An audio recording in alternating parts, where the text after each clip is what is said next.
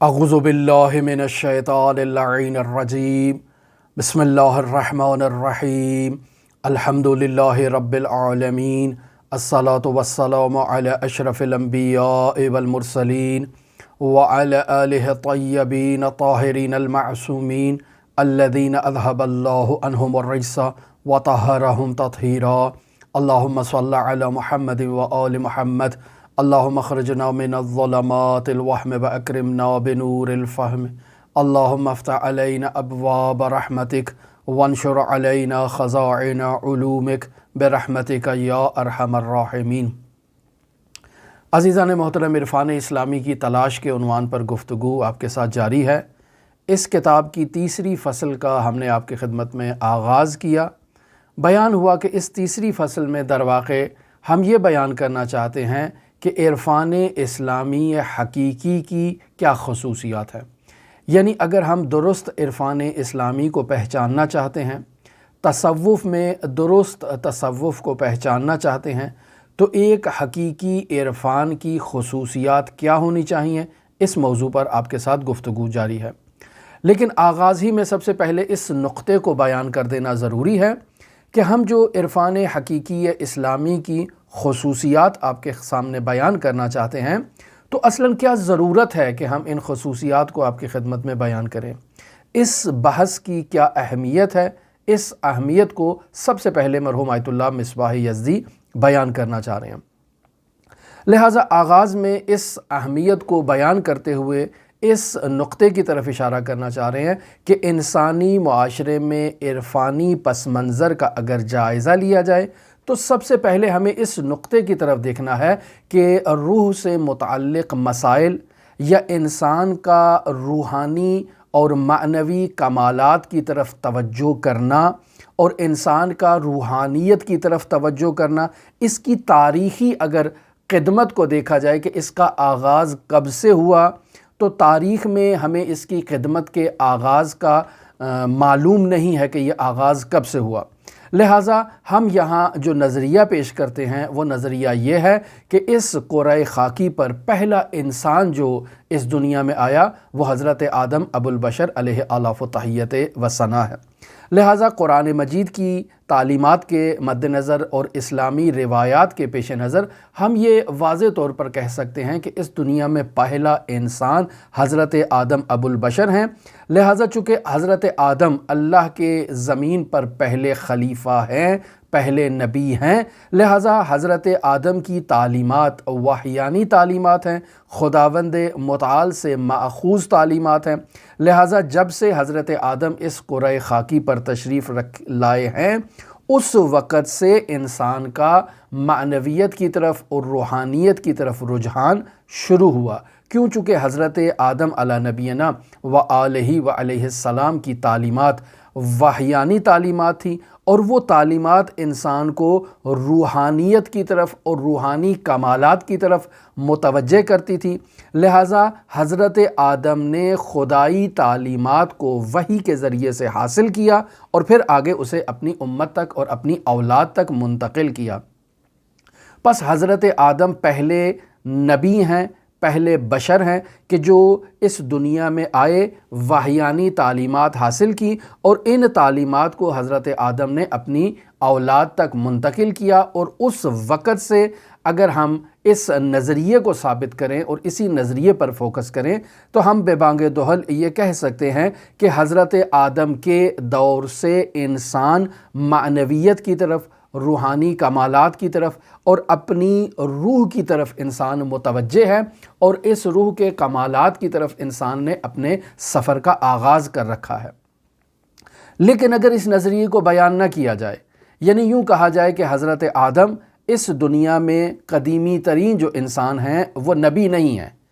दुरुस्त है कि पहले इंसान हैं लेकिन वो नबी नहीं है बिलफ़र्ज़, अगर ऐसा कहा जाए तो फिर अगर इस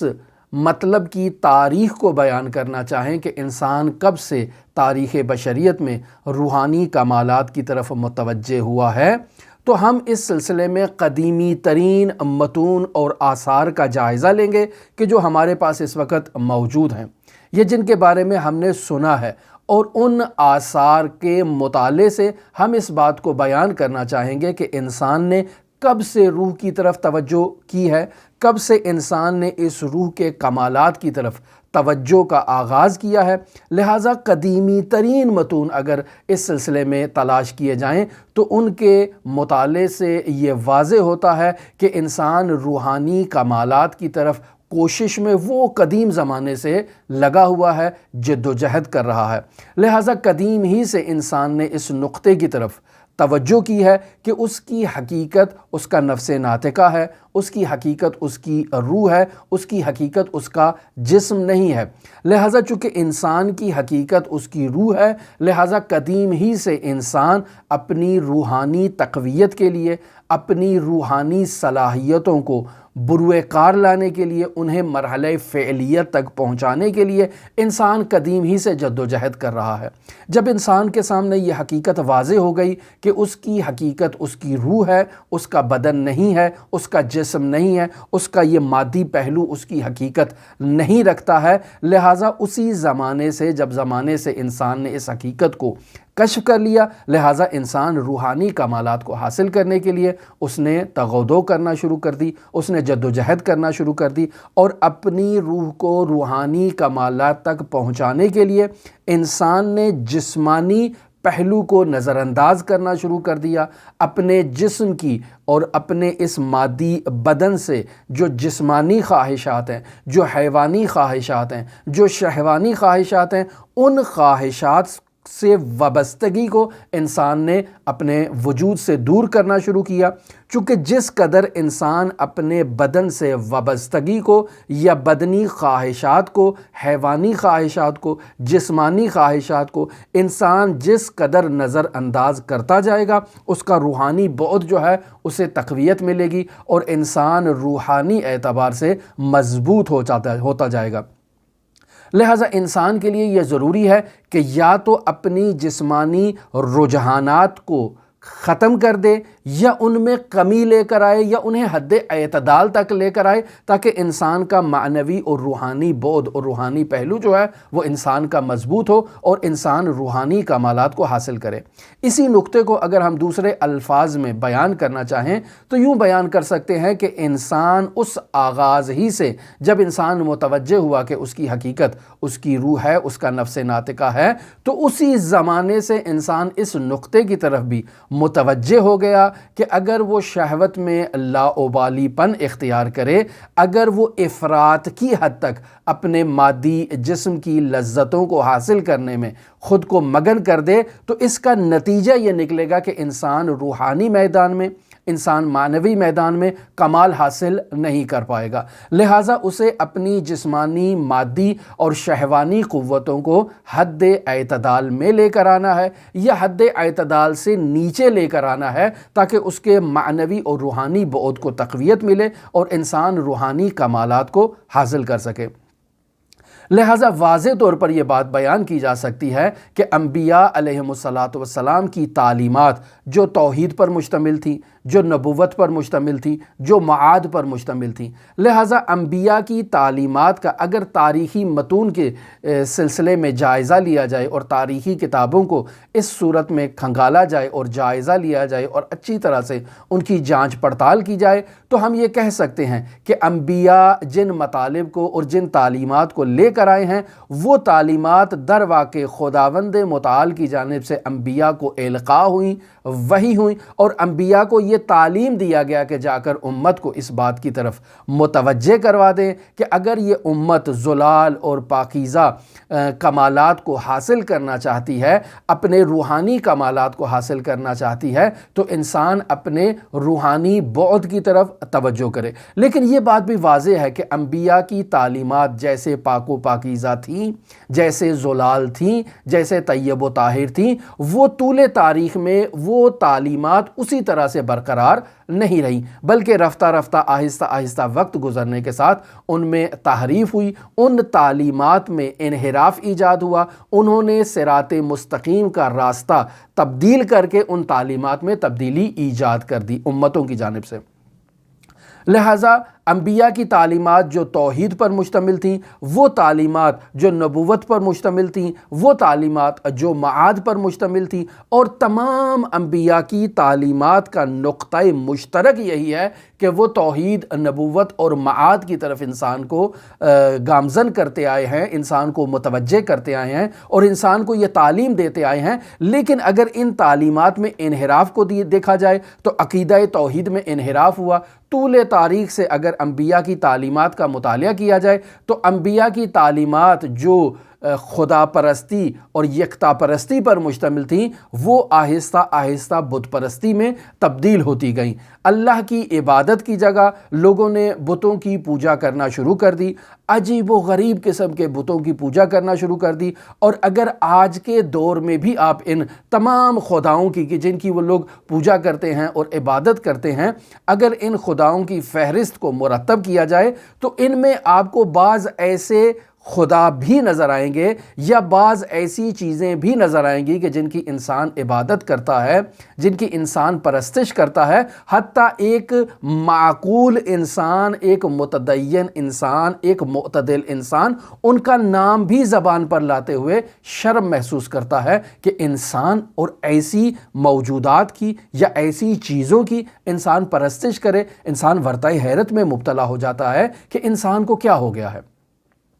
اب اگر انبیاء کے بارے میں انسان کی تحریفات کا جائزہ لیا جائے تو انبیاء میں ہمیں ایسے نبی بھی ملیں گے کہ جنہیں لوگوں نے اور انسانوں نے اللہ کا بیٹا قرار دیا اور پھر اس کے بعد اس کی عبادت کرنا شروع کر دی کہ یہ بھی باقاعدہ اقنوم ثلاثہ میں سے ایک اقنوم ہے اور اس کی عبادت ہونی چاہیے۔ اور اسی طرح معاد پر متعلق جو الہی پیغامات ہیں ان میں بھی یقینی بات ہے تحریف ہو گئی کہ جب ہم نے توحید میں تحریف کر دی، جب ہم نے نبوت میں تحریف کر دی تو ہم معاد کے کیسے معتقد ہو سکتے ہیں کہ ہم نے اسی خدا کی طرف بازگشت کرنی ہے اور اسی خدا کی تعلیمات کو ہم نے اس کے سامنے بیان کرنا ہے کہ ہم نے کس حد تک ان تعلیمات پر عمل کیا جو عقیدہ معاد کہلائے گا۔ لہٰذا عزیزان محترم، انبیاء کی تعلیمات چاہے وہ توحید پر مشتمل ہوں ان میں تحریف ہو گئی، چاہے وہ نبوت پر مشتمل ہوں ان میں تحریف ہو گئی، اور چاہے وہ معاد پر مشتمل ہوں ان میں تحریف ایجاد ہو گئی۔ پس ادیان الہی کے یہ جو بنیادی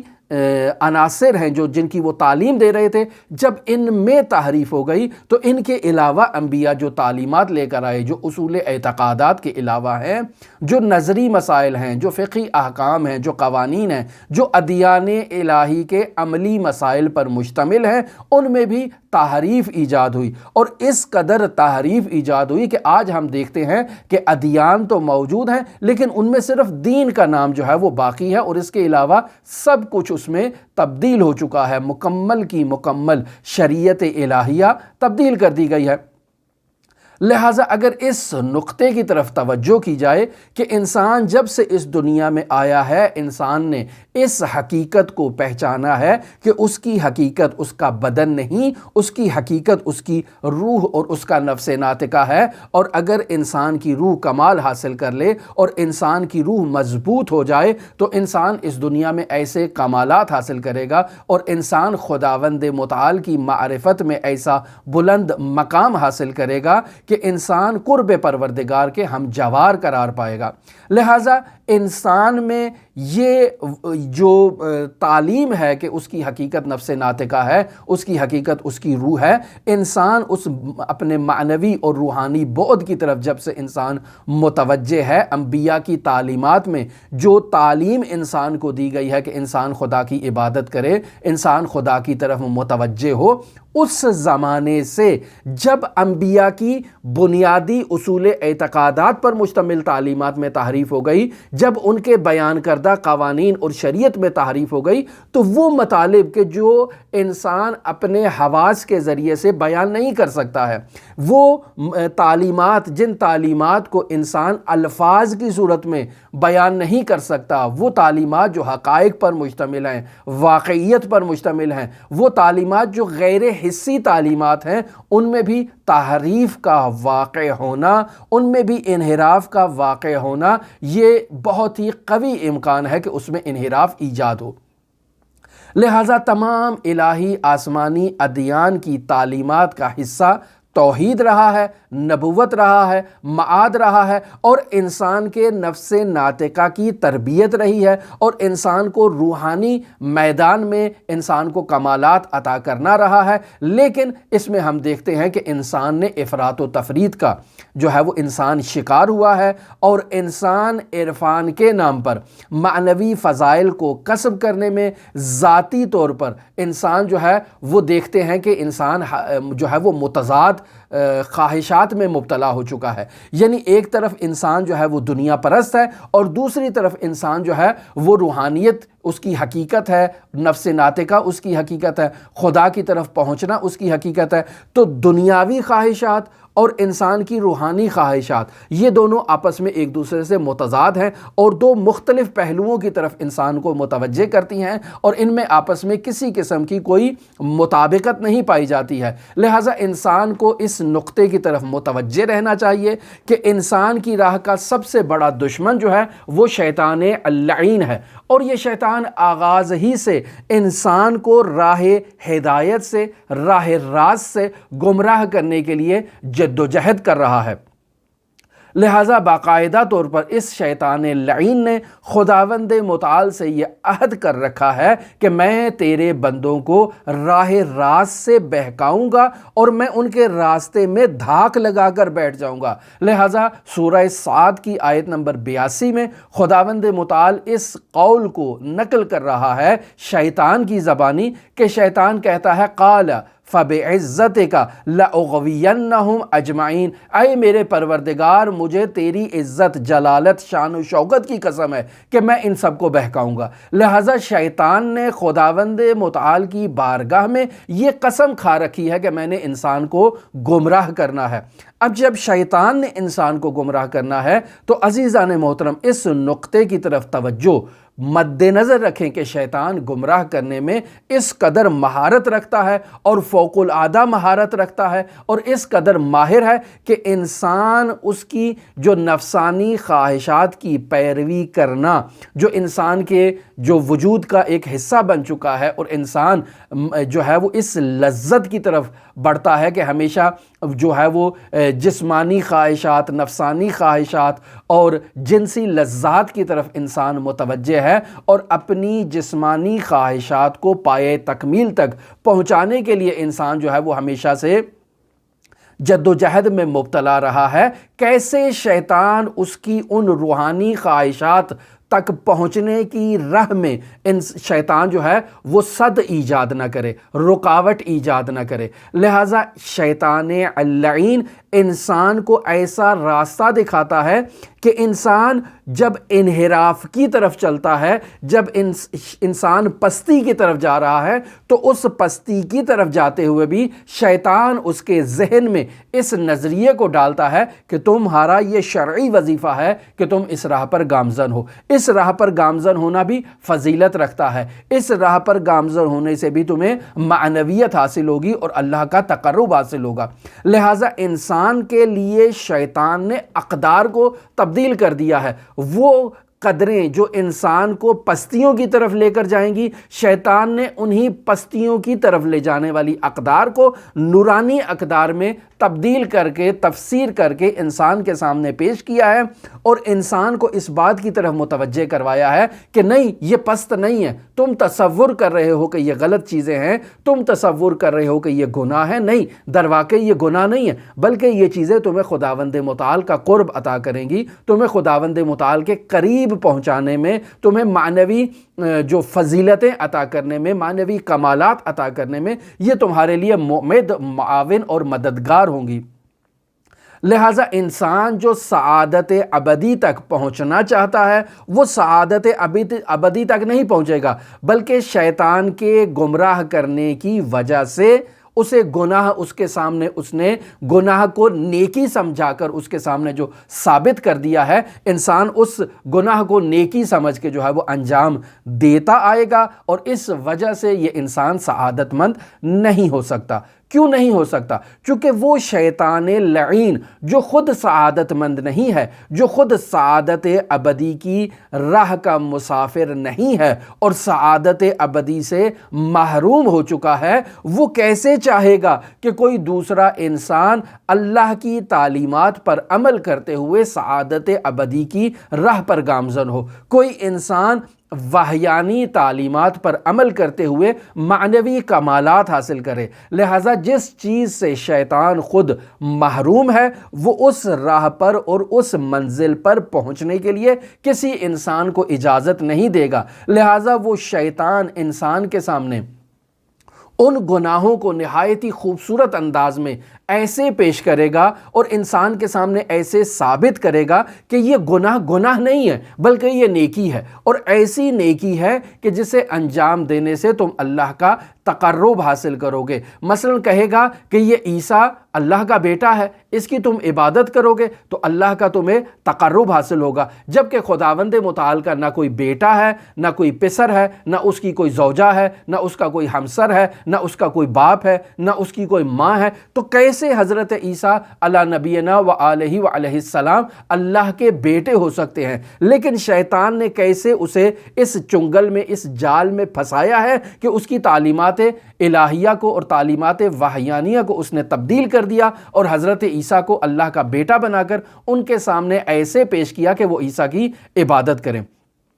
اب آپ دیکھیں دنیا بھر میں جو ترقی آپ کو نظر آئے گی وہ یہودیوں کی طرف سے نظر آئے گی کہ یہودی بہت ترقی کر چکے ہیں مادی اعتبار سے، عیسائی بہت ترقی کر چکے ہیں مادی اعتبار سے، چاند پر پہنچ چکے ہیں، وہ اس کے علاوہ دوسرے کہکشانوں اور دوسرے سیاروں پر اپنی کمند ڈالنا چاہتے ہیں اور ان سیاروں پر بھی پہنچنا چاہتے ہیں۔ عالی شان محلات، عالی شان بلڈنگیں انہوں نے تعمیر کر رکھی ہیں۔ لہٰذا ہمارے اسلامی ممالک میں بعض لوگ انہیں ترقی کا مجسمہ سمجھتے ہوئے، انہیں ترقی کا محور سمجھتے ہوئے، ان کی تمام تر کوشش یہ ہوتی ہے کہ وہ کسی طرح سے ان ممالک کا ویزا حاصل کر لیں، ان ممالک کی نیشنلٹی حاصل کر لیں، ان ممالک میں جا کر زندگی بسر کریں کہ جو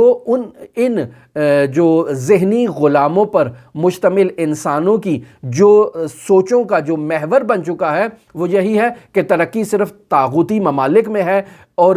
قانون یعنی رول آف لا صرف ان ممالک میں ہے، لہٰذا ہمیں ان ممالک میں جا کر اگر ترقی کرنا ہے تو ہمیں ان ممالک کا رخ کرنا چاہیے۔ تو پھر یہاں یہ سوال پیدا ہوتا ہے کہ اگر یہ لوگ گمراہ ہیں، اگر یہ لوگ شیطان کے پیروکار ہیں تو انہوں نے کیسے اتنی ترقی کر لیا؟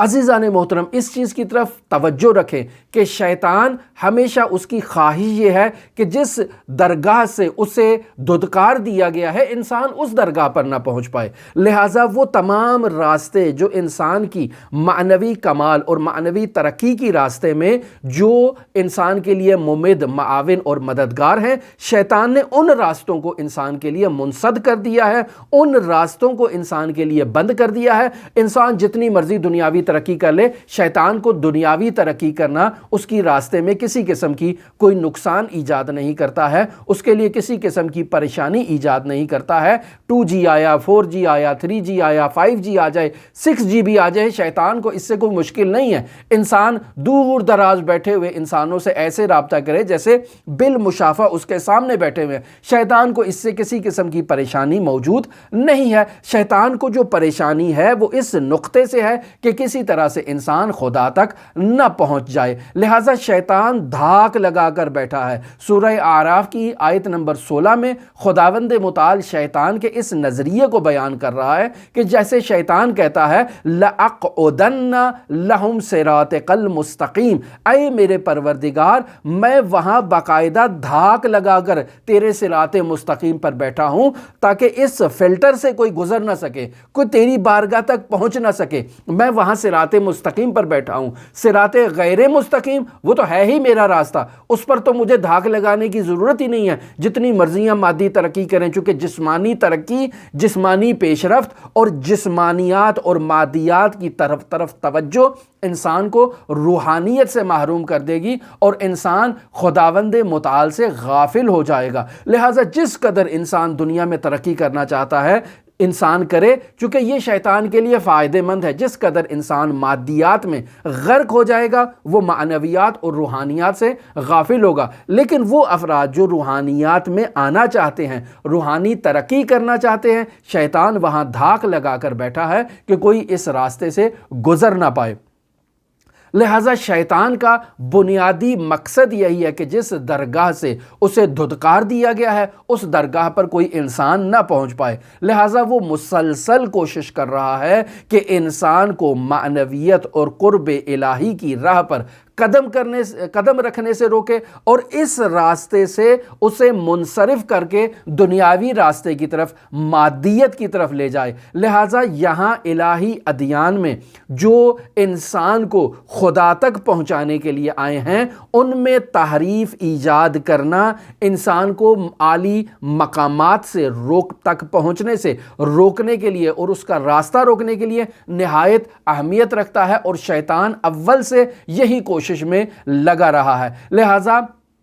شیطان کا یہ مقصد ہے کہ انسان کا ہاتھ وہ تھام لے اور اسے اللہ کی بندگی پر گامزن نہ ہونے دے، اللہ کے سفر کا مسافر نہ بننے دے، سیر و سلوک کی راہ پر انسان کو سفر نہ کرنے دے۔ لہٰذا اگر تاریخ بشر کا مطالعہ کیا جائے تو وہاں معلوم ہوتا ہے، اور اگر یہ جائزہ لینا چاہتے ہیں کہ تاریخ بشریت میں شیطان نے کن راستوں کے ذریعے سے، کن طریقوں سے، کن حربوں سے انسان کا راستہ روکا ہے تاکہ یہ انسان صحیح راستے پر گامزن نہ ہو، صراط مستقیم پر گامزن نہ ہو، انسان معنوی کمالات کو حاصل نہ کر پائے، انسان جو ہے وہ ہمیشہ پستیوں کی طرف جو ہے وہ چلا جائے، اور انسان کا جو راستہ صراط مستقیم ہے اس صراط مستقیم کو تبدیل کر کے انسان کو منحرف کر دیا جائے پست راستوں کی طرف۔ لہٰذا شیطان انسان کا ہاتھ تھامنے کے لیے ہر وقت تیار ہے، مختلف ایسے وسائل ایجاد کرتا ہے، مختلف ایسی چیزیں انسان کے ذہن میں، انسان کے وجود میں القاء کرتا ہے تاکہ انسان صراط مستقیم سے منحرف ہو جائے۔ اور شیطان اس قدر مضبوط ہے کہ شیطان نے انسان کو اللہ کی بندگی سے جو ہے وہ خدائی کے دعوے تک انسان کو پہنچا دیا ہے۔ لہٰذا ہم یہاں مشاہدہ کرتے ہیں کہ بعض افراد جو آغاز میں جو ہے وہ خدائی کا دعویٰ جنہوں نے نہیں کیا، وہ خدائی کے دعوے تک کیسے پہنچے، اگر ان کی زندگی کا جائزہ لیا جائے اور مطالعہ کیا جائے تو وہاں اس بات کی طرف واضح طور پر یہ نشان ہمیں اور یہ آثار مل جائیں گے کہ وہ شروع میں خدائی کا دعویٰ نہیں کرتے تھے۔ آہستہ آہستہ، رفتہ رفتہ ان انسانوں کے وجود میں شیطان نے اس مطلب کو القاء کیا کہ وہ انا ربکم الاعلی کا دعویٰ کریں اور خدا ہونے کا دعویٰ کریں۔ یہ دعویٰ کہ انسان خدائی کا دعویٰ کرے یہ شیطان کی آنکھوں کا نور ہے، اس کی آنکھوں کی ٹھنڈک ہے۔ شیطان یہ چاہتا ہے کہ وہ ایسے افراد کو ایجاد کرے، پھر ایسے ہی گمراہ افراد کو دوسرے انسانوں کے لیے رول ماڈل قرار دے تاکہ دوسرے انسان ان کی اقتداء کرتے ہوئے اسی طرح سے انحرافی راستے پر چلیں اور اسی طرح سے خدائی کا دعویٰ کریں۔ لہٰذا طول تاریخ کا اگر مطالعہ کیا جائے تو انسان میں معنوی رجحان وہ اول سے جب سے حضرت آدم اس دنیا میں آئے ہیں انسان میں یہ رجحان موجود ہے۔ ایک نظریہ جو ہم نے پیش کیا کہ قرآن و سنت کے مطابق حضرت آدم پہلے جو ہے انسان ہیں اور پہلے نبی ہیں، ان کی تعلیمات وحیانی تعلیمات ہیں اور وہ انسان کو روحانی کمال کی طرف جو ہے وہ دعوت دیتے ہیں، یہ ایک نظریہ۔ اور دوسرا نظریہ کہ نہیں، حضرت آدم جو ہیں وہ پہلے انسان ضرور ہیں لیکن نبی نہیں ہیں، تو پھر انسان کب سے جو ہے وہ روحانی تعلیمات کی طرف متوجہ ہوا؟ جب سے بھی انسان روحانی تعلیمات کی طرف متوجہ ہوا، ہم قدیمی ترین آثار جو اس وقت انسان کے ہاتھوں میں موجود ہیں اور قدیمی ترین کتابوں کو اگر کھنگالنا چاہیں تو ظاہراً بیان کیا جا سکتا ہے کہ ہندوؤں کے پاس جو کتابیں ہیں اس دنیا میں وہ قدیمی ترین کتابیں ہیں اور وہ بھی الہی ادیان کی کتابیں ہیں، لیکن در واقع ان میں اس وقت تحریف ہو چکی ہے۔ یہاں آیت اللہ مصباح فرماتے ہیں کہ میں نے ان ہندوؤں کی بعض کتابوں کا مطالعہ کیا ہے اور ان کتابوں میں مجھے کچھ ایسے مضامین ملے ہیں کہ جن مضامین کا اگر ہم عربی زبان میں ترجمہ کریں تو نتیجہ یہ نکلتا ہے قل هو اللہ احد، یعنی ان ادیان ہند میں بھی یہ نظریہ توحید ان کتابوں میں موجود ہے، لیکن اس کے باوجود ان کتابوں میں چونکہ اس قدر تحریف موجود ہے اور اس تحریف سے اس جو بت پرستی ایجاد ہو چکی ہے، جو انواع و اقسام کے بتوں کی پوجا ان تعلیمات کے اندر جو ڈال دی گئی ہے، تو اس کے نتیجے میں یہ توحید پر مشتمل اگر وہاں کوئی تعلیمات موجود بھی ہوں تو وہ اس کے زیر اثر دب کر ایسے دب چکی ہیں کہ انسان ان کی طرف متوجہ ہی نہیں ہوتا، اس قدر ان تعلیمات میں انحراف ہے۔ لیکن انسان لاعقل ان کتابوں کے مطالعے سے اس نتیجے پر پہنچتا ہے کہ ان کتابوں کی اصالت اور بنیاد بھی درواقع توحید ہے، اور وہ بھی انسان کو وحدہ لا شریک ذات کی طرف متوجہ کرواتی ہیں اور انسان کو اس وحدہ لا شریک کی عبادت پر ابھارتی ہیں۔ لیکن باقی تعلیمات نے جو انحراف ایجاد کیا تو یہ وحیانی تعلیمات نیچے دب کر رہ چکی ہیں۔ پس یہ کہا جا سکتا ہے کہ یا یہ ہندوؤں کی تعلیمات الہی تعلیمات اور وحیانی تعلیمات تھیں، بعد میں ان میں انحراف ہوا، یا یوں کہا جا سکتا ہے کہ انہوں نے کسی دوسرے آئین سے، دوسرے مذہب سے لے کر اس اپنی تعلیمات میں اس کو داخل کر دیا ہے۔ ایک ایسا نظریہ بھی پیش کیا جا سکتا ہے۔ لہٰذا تمام کی تمام جو تعلیمات الہیہ ہیں، جو ادیان الہی کی تعلیمات ہیں، اور ہر امت میں جو تعلیمات آئی ہیں وہ انبیاء کی جانب سے آئی ہیں اور وحیانی تعلیمات ہیں، اور وہ توحید پر مشتمل تھی۔ خداوند متعال نے کسی امت کو بت پرستی کی طرف گامزن نہیں کیا، رہنمائی نہیں کی، اور کسی امت کو بھی خداوند متعال نے گمراہی کے لیے تنہا نہیں چھوڑ دیا ہے، بلکہ خداوند متعال نے ہر امت کے لیے نبی کو بھیجا ہے۔ رفتہ رفتہ اس نبی کی تعلیمات میں امت نے تحریف ایجاد کی ہے۔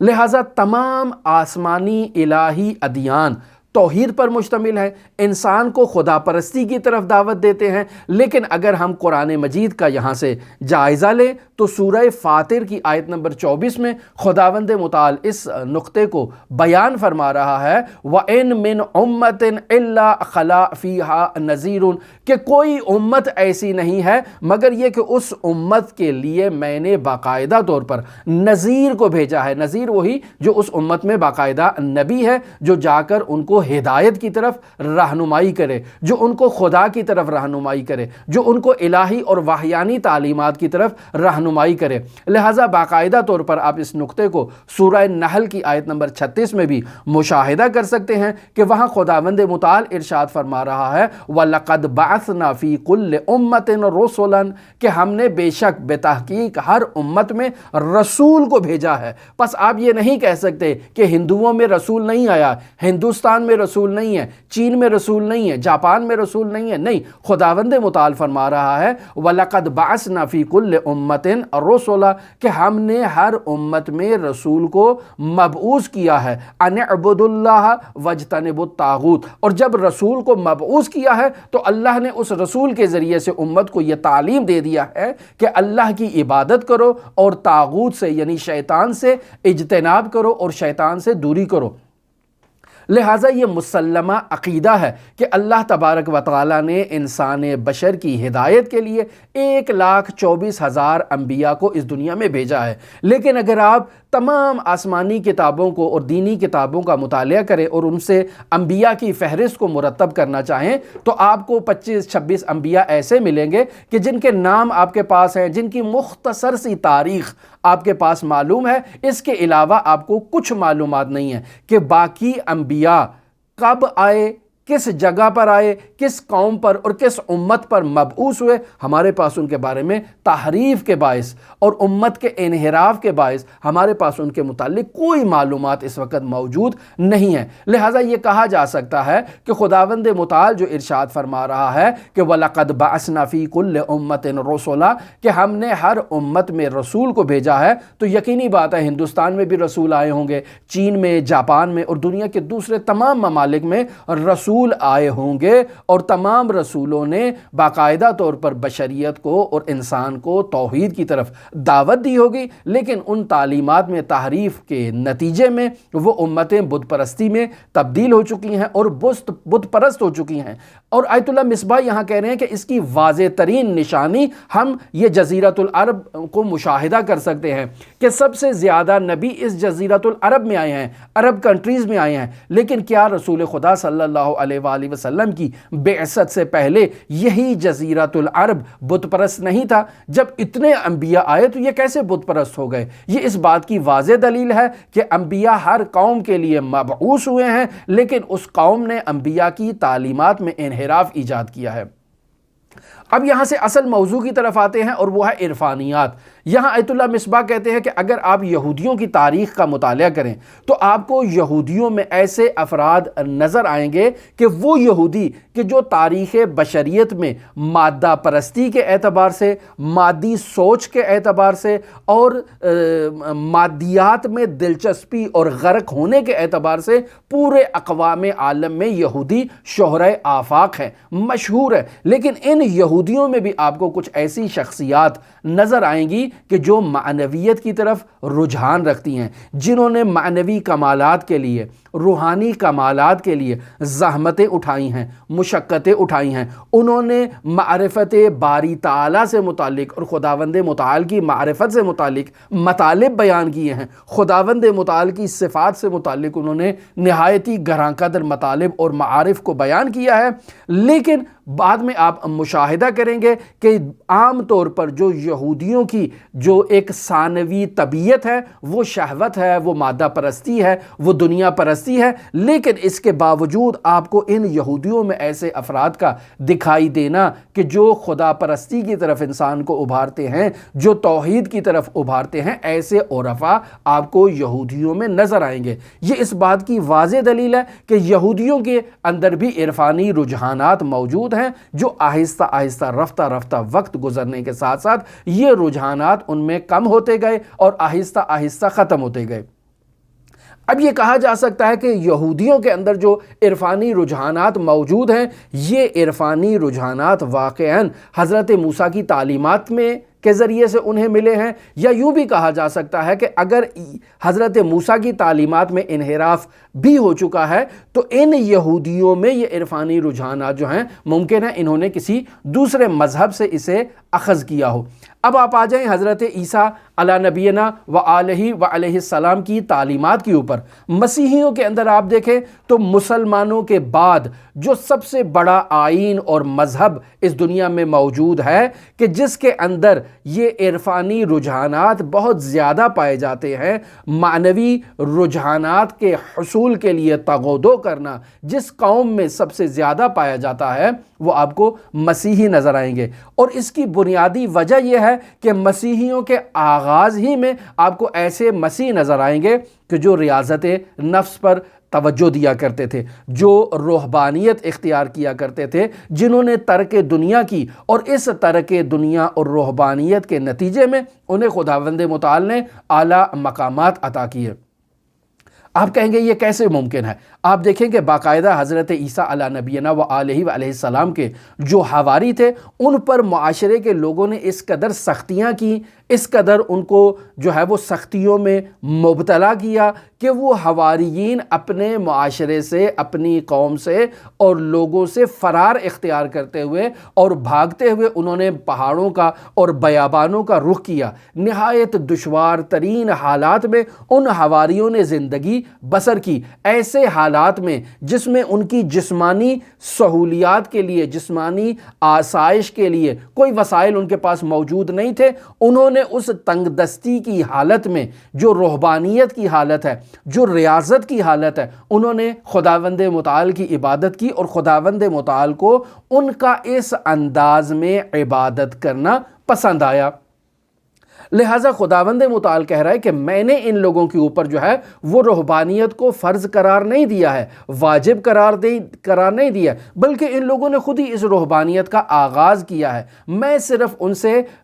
رضایت کا تقاضا کرتا ہوں کہ وہ میری خوشنودی کے لیے جد و جہد کریں۔ لہٰذا سورہ حدید کی آیت نمبر 27 میں خداوند متعال ارشاد فرما رہا ہے وَرَهْبَانِيَّةً ابْتَدَعُوهَا، کہ رہبانیت کا آغاز خود ان عیسائیوں نے کیا ہے۔ حضرت عیسیٰ مسیح کی تعلیمات میں یہ رہبانیت موجود نہیں ہے۔ مَا كَتَبْنَاهَا عَلَيْهِمْ، ہم نے ان کے اوپر رہبانیت کو فرض قرار نہیں دیا ہے۔ ہم نے جو ان پر فرض قرار دیا ہے الا ابتغاء رضوان، اللہ نے جو ان پر فرض قرار دیا ہے وہ اللہ کی رضایت کو حاصل کرنا ہے۔ لیکن ہم دیکھتے ہیں کہ ان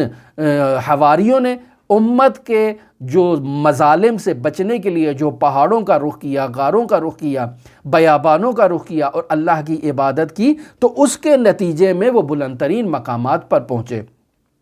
لہٰذا آج بھی کوئی اگر مسیحیوں میں ان حواریوں کی اقتداء کرتا ہے تو وہ ان معنوی اور روحانی فضائل کی طرف متوجہ ہے اور ان روحانی فضائل کے حصول کے لیے وہ جد و جہد کر رہا ہے۔ بہرکیف یہاں یہ بات کہی جا سکتی ہے کہ ان معنوی فضائل اور معنوی کمالات پر توجہ وحیانی تعلیمات کا حصہ ہے، یعنی انبیاء علیہم السلام کی تعلیمات کا یہ نچوڑ ہے کہ انسان کو یہ تعلیم دیں کہ وہ اپنے بدن کی نسبت اپنے نفس ناطقہ اور اپنی روح کی طرف توجہ دے، اور اپنے روح کے کمال کے لیے وہ اپنے بدن پر مشقت لے کر آئے، ریاضت لے کر آئے، تکلیف لے کر آئے، تاکہ اس کا روحانی بعد مضبوط ہو اور وہ خداوند متعال تک پہنچے۔ اب یہ کہاں سے تعلیم ہوا؟ ہمارا یہ عقیدہ ہے قرآن و سنت کی روشنی میں کہ یہ حضرت آدم ابو البشر علیہ آلاف و تحیت و ثنا سے اس کا آغاز ہوا، جو اس دنیا میں پہلے انسان اور پہلے نبی ہیں۔ انہوں نے الہی تعلیمات کو اللہ تبارک و تعالی سے حاصل کیا اور پھر اس کے بعد اپنی امت تک، اپنی اولاد تک اس کو منتقل کیا، اور پھر ہزاروں سال اگر آپ تاریخ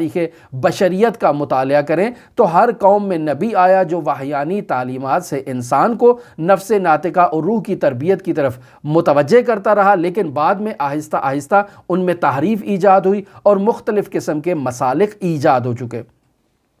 پس اگر ان مسالک کی آپ تاریخ کا جائزہ لینا چاہیں کہ جو منحرف مسالک اس دنیا میں ایجاد ہوئے ہیں، تو آپ کو ہر فرقے، ہر مسلک کی تاریخ، اس کی پیدائش، اس کے رجحانات، ان کے افکار، ان کے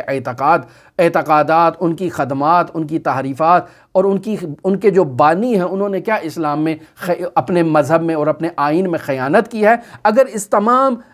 تعلیمات کا آپ جائزہ لینا چاہیں تو بہت ایک وسیع و عریض قسم کی آپ کو بحث کرنا پڑے گی کہ جو اس عرفان اسلامی کی اس تلاش کے موضوع سے مطابقت اور مناسبت نہیں رکھتی ہے۔ لہٰذا آیت اللہ مصباح کہتے ہیں کہ ہمارا یہ وظیفہ ہے، ہم یہاں جو کوشش کر رہے ہیں وہ کوشش یہ ہے کہ ہم صحیح عرفان اسلامی کو تلاش کرنے کے لیے، صحیح سیر و سلوک کا راستہ بیان کرنے کے لیے ہم جو ہے وہ جد و جہد کریں، کوشش کریں اور عرفان اسلامی کی صحیح تعلیمات کو اور سیر و سلوک کی صحیح تعلیمات کو تلاش کر کے بیان کریں، اور بیان کریں اجمالی طور پر کہ مسلمانوں میں جو اسلامی تعلیمات ہیں ان میں درست ہے کہ تحریفات ایجاد ہوئی ہیں، لیکن مسلمانوں میں بھی ایسے افراد موجود ہیں کہ جو عرفان اسلامی کا دعویٰ کرتے ہیں اور کہتے ہیں کہ ہم عرفان ناب رکھتے ہیں، حقیقی عرفان ہمارے پاس موجود ہے۔ ایسے تمام گروہ آپ کو مسلمانوں میں نظر آئیں گے، لیکن ہمیں یہ تحقیق کرنا ہے، یہ جستجو کرنا ہے اور ایک ایسا معیار تلاش کرنا ہے کہ جس معیار پر ہم پرکھتے ہوئے درست اور نادرست، حق اور باطل عرفان کو پہچان سکیں۔ اور جب ہم حق اور باطل عرفان کو پہچان لیں گے تو صحیح عرفان پر عمل کر کے ہم خداوند متعال تک پہنچ سکتے ہیں، اور اس راہ میں، اس تحقیق کرنے کی راہ میں ہمارے پاس بہترین معیار جو ہے وہ قرآن مجید ہے، جو نہایت ہی محکم، نہایت ہی پختہ، نہایت ہی مطمئن، سند کے اعتبار سے صادق اور امین ہونے کی حیثیت سے ہمارے درمیان موجود ہے۔ ہم قرآن مجید کی برکت سے جو ہے وہ حقیقت کے طلبگاروں کو حقیقی اسلام اور حقیقی عرفان اسلامی سے، یا جسے امام خمینی رحمۃ اللہ علیہ فرماتے ہیں کہ اسلام ناب سے، ہم اسے قرآن مجید کی روشنی میں روشناس کروا سکتے ہیں۔ لہٰذا وہ افراد کہ جو اس راہ میں عناد کا شکار ہیں، وہ افراد جو نفسیاتی خواہشات میں مبتلا ہیں اور اپنی نفسانی خواہشات کے اسیر ہو چکے ہیں، ایسے افراد کے سامنے آپ چاہے قرآن سے، چاہے روایات سے، چاہے عقل سے، جس قدر آپ استدلال، چاہے وہ استدلال عقلی ہوں، چاہے وہ استدلال منطقی ہوں، چاہے وہ استدلال نقلی ہوں، یعنی قرآن و سنت سے جو ہے وہ اخذ کیے ہوں، یہ چونکہ نفسانی خواہشات کے پجاری ہیں، یہ ہرگز قرآن و سنت کے ان محکم اور پختہ دلائل کو ہرگز تسلیم نہیں کریں گے، چونکہ ان کا نفسانی خواہشات اس تسلیم کی راہ میں بہت بڑی رکاوٹ ایجاد کر رہے ہیں۔ آپ جتنے بھی دلائل لیں گے وہ آخر میں آپ کو یہی کہیں گے کہ میں تو قانع نہیں ہوا ہوں۔ لہٰذا ہمارا یہاں وظیفہ یہ ہے کہ ہم اپنا وظیفہ الہی سمجھتے ہوئے قرآن و سنت کی روشنی میں آپ کے سامنے صحیح عرفان اسلامی کی خصوصیات کے لیے ایسے معیار کو پیش کریں کہ آپ اس معیار کو مطالعہ کرنے سے، اس معیار کو پڑھنے سے آپ کے سامنے یہ واضح ہو جائے کہ سیر و سلوک کا صحیح راستہ کون سا ہے، عرفان اسلامی کا حقیقی اور صحیح راستہ کون سا ہے۔ ہم جب آپ کے سامنے معیار پیش کر دیں گے تو اس کے بعد قضاوت کرنا آپ کا اپنا کام ہے کہ آپ قضاوت کریں اور ایسے منحرف فرقوں کے چنگل میں نہ پھنسیں، ایسے منحرف افراد کے چنگل میں نہ پھنسیں کہ جو آپ کو راہ انحراف کی طرف لے جا رہے ہیں۔ لہٰذا یہ گفتگو آیت اللہ مصباح یہاں اس اہمیت کے پیش نظر کر رہے ہیں کہ ہمیں عرفان حقیقی اسلامی کی خصوصیات کو بیان کرنا چاہیے، تاکہ ہم سب کو جب صحیح عرفان کا راستہ اور صحیح سیر و سلوک کا راستہ معلوم ہو جائے گا تو ہمیں کوئی گمراہ نہیں کر سکتا، ہمیں کوئی راہ بدر نہیں کر سکتا، ہمیں خدا تک پہنچنے سے کوئی نہیں روک سکتا، مگر یہ کہ ہم اپنی نفسیانی جو خواہشات ہیں ان کے اسیر نہ ہو جائیں۔ لہٰذا ہمارے لیے یہ راستہ آیت اللہ مصباح فرما رہے ہیں کہ میں اپنا وظیفہ الہی سمجھتے ہوئے آپ کے لیے اس راستے کو بیان کر رہا ہوں۔ ہماری دعا ہے کہ خداوند متعال ہمیں اس درست صحیح عرفان اسلامی اور صحیح سیر و سلوک کے راستے کو پہچاننے کی توفیق عطا فرمائے، اور ہمیں اس درست راستے کو پہچاننے کے بعد اس راستے پر عمل کرنے کی خداوند متعال ہمیں توفیق عطا فرمائے۔ اور ہماری دعا ہے کہ خداوند متعال منجی عالم بشریت حضرت صاحب العصر والزمان کے ظہور میں تعجیل فرمائے اور ہمیں ان کے اصحاب و اعوان و انصار میں شمار فرمائے۔ آپ تمام عزیزان کے لیے امام الرؤوف کی بارگاہ میں نائب و زیارہ بھی ہیں اور دعا گو بھی ہیں۔ اللہم صل علی محمد و آل محمد وعجل فرج قائم آل محمد۔